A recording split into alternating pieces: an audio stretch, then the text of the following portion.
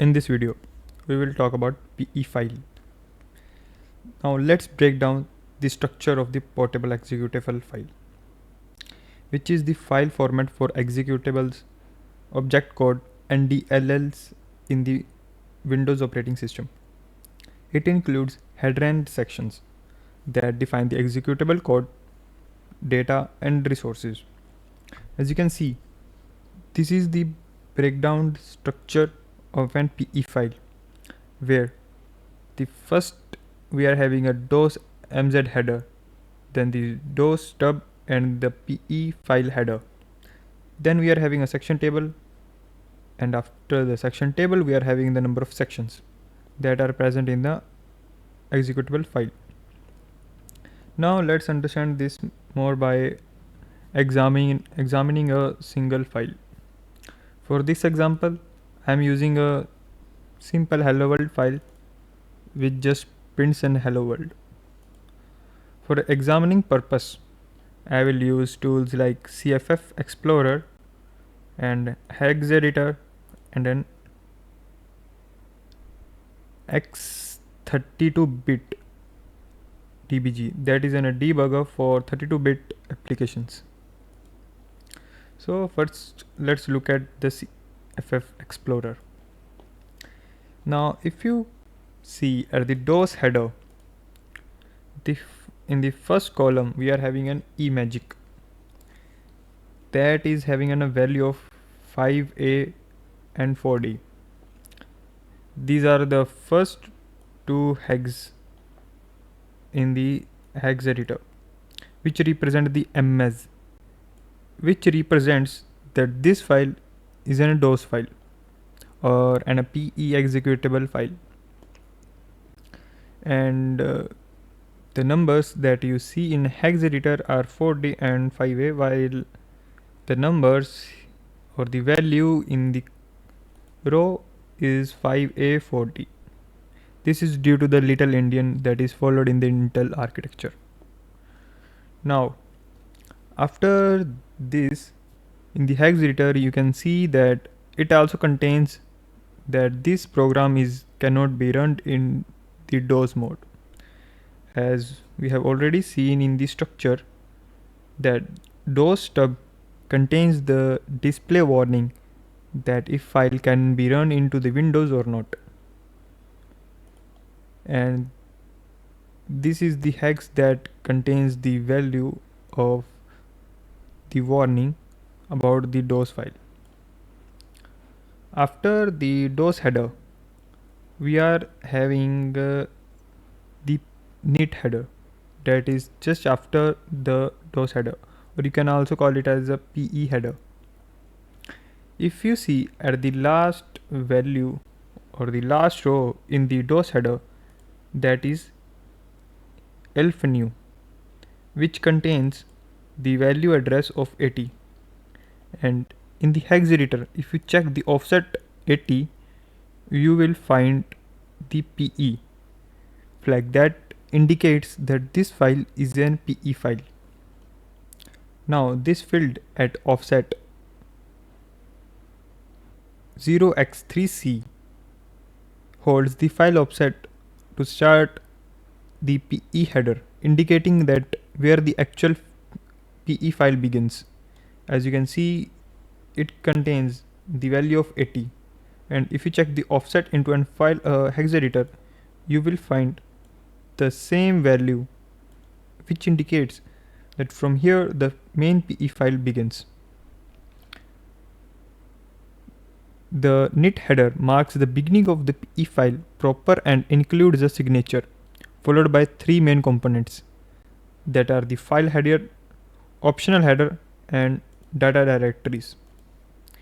The file header describes the target machine, as you can see in the first column, or in the second row, the target machine and the number of sections.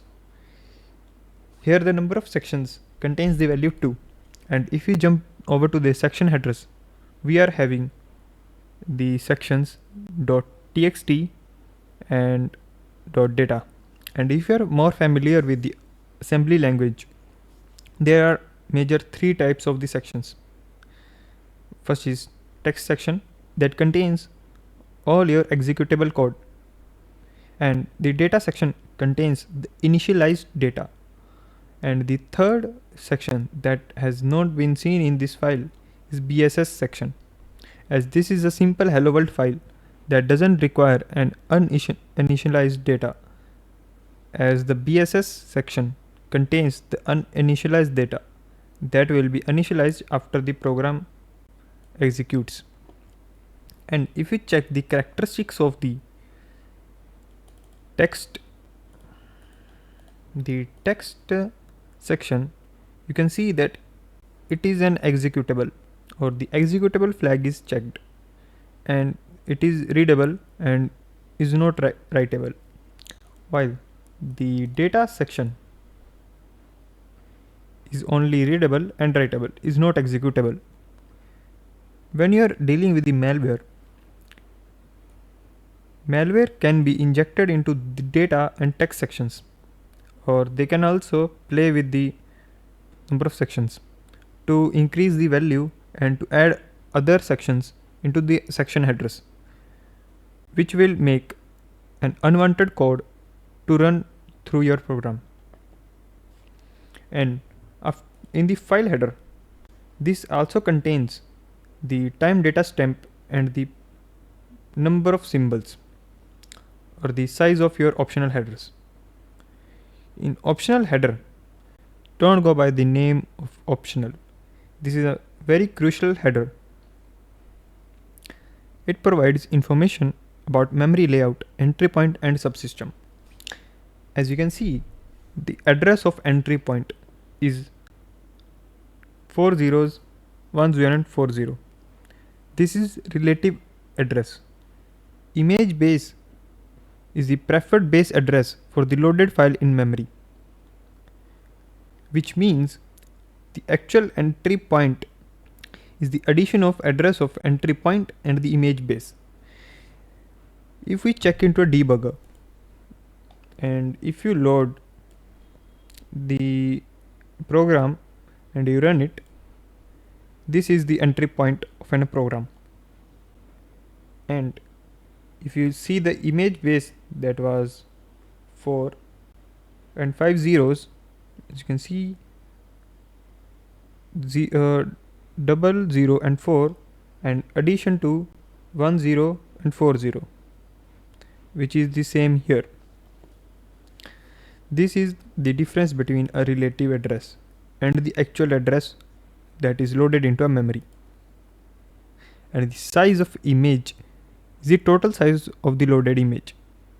The subsystem is the type of subsystem required, like Windows GUI or the console.